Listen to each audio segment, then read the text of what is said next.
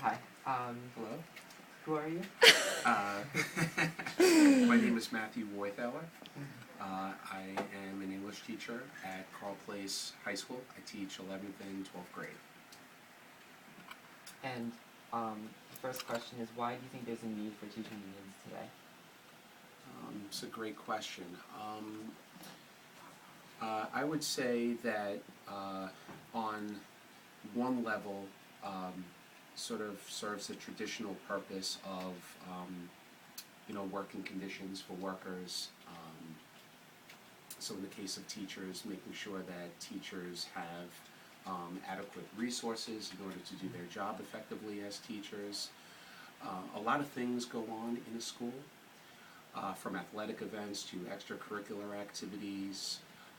So it's a kind of environment where teachers could very easily be taken advantage of, I think, if there weren't unions. So, for example, a teacher could be hired and an administrator could say, you're going to, let's say, chaperone every varsity football game there is without any pay, and that's part of the job. Or you're going to advise a club, and because we have teacher unions, if a teacher is going to chaperone an athletic event, they're going to get paid for it. If they're going to coach a team, they're going to be paid for it.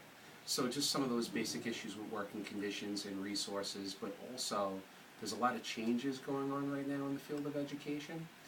So, for example, we have a new evaluation system that's been put into place known as APPR, that's the acronym.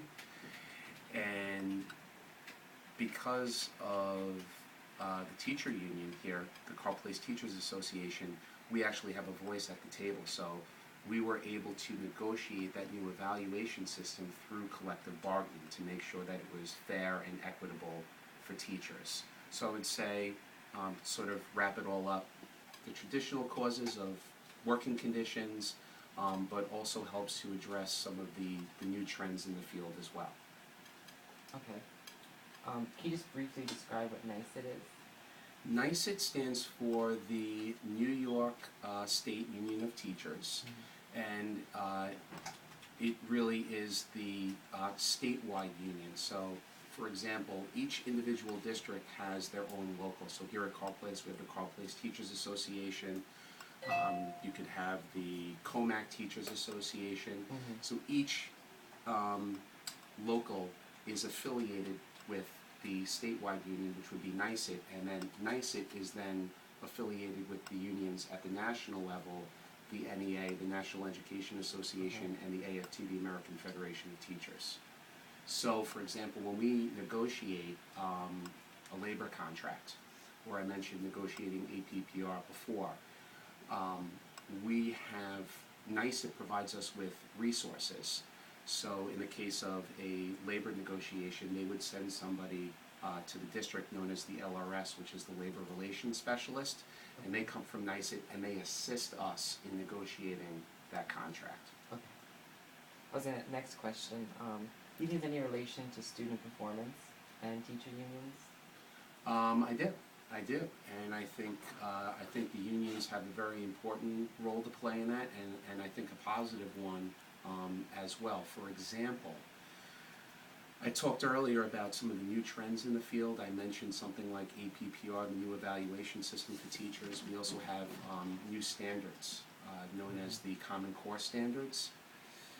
And these standards were very quickly put in place,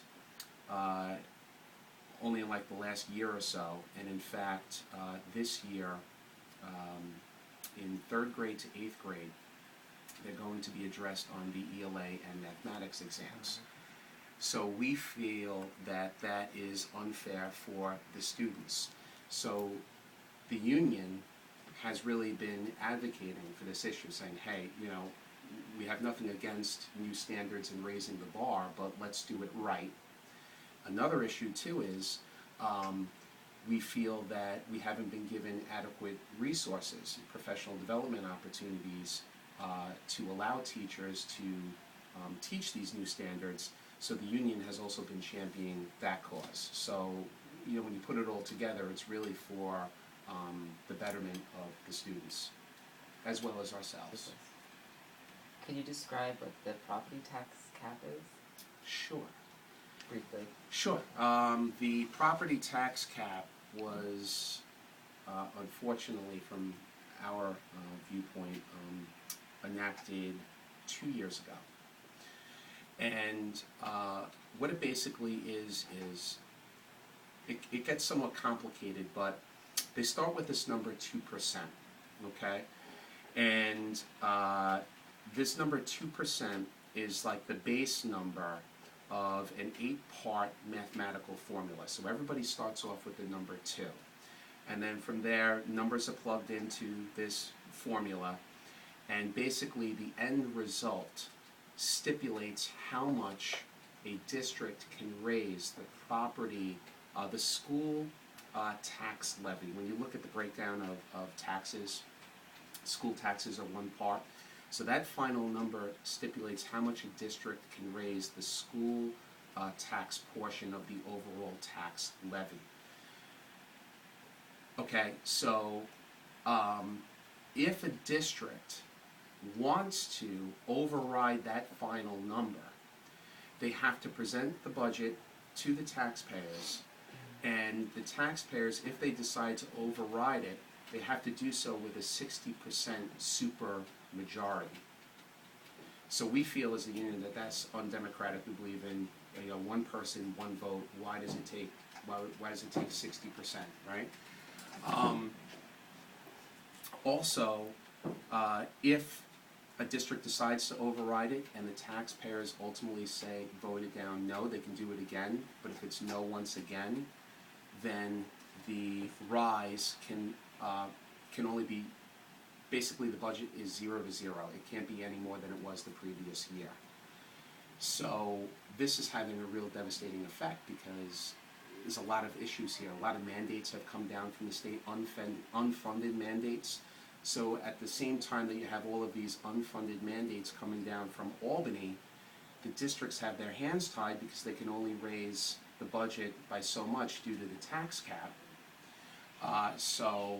This has had a this is having a devastating effect on school districts in New York State right now, whereas teachers are being laid off, class sizes are going up.